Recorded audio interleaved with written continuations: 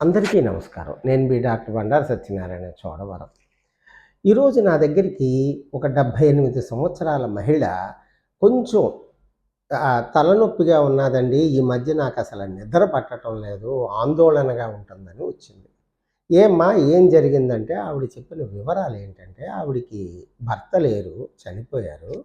ఇద్దరు పిల్లలు. ఇద్దరు పిల్లలకి పొలము, ఇల్లు పంపకాల్లో గొడవలొచ్చి ఆ ఇద్దరు కూడా వీళ్ళ అమ్మ మీద పడిపోతున్నారు.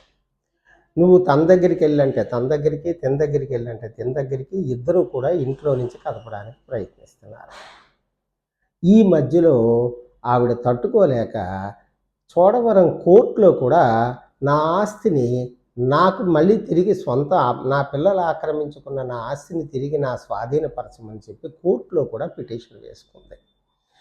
అయితే ఇంతకీ మీకు నేను చెప్పేదేంటంటే,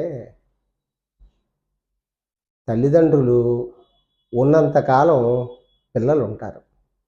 కానీ పిల్లలున్నంతకాలం తల్లిదండ్రులు ఉండరు. ఒక్కసారి తల్లిదండ్రులు ఈ లోకాన్ని విడిచి వెళ్ళిపోయిన తర్వాత తల్లిదండ్రుల్ని మనం మళ్ళీ బాగా చూసుకుందామని అనుకున్నా సాధ్యం కాని పరిస్థితి. చిన్నప్పుడు ఏ తల్లిదండ్రుల చేతులు పట్టుకుని నడిచి వాళ్ళ నీడలో మనం ఎదిగామో, పెద్దయిన తర్వాత వాళ్ళకి మన చేయూత ఇచ్చి నడిపించవలసిన బాధ్యత మనది. తల్లిదండ్రుల పోషణ బరువు అనుకుంటే దించేయాలనిపిస్తుంది.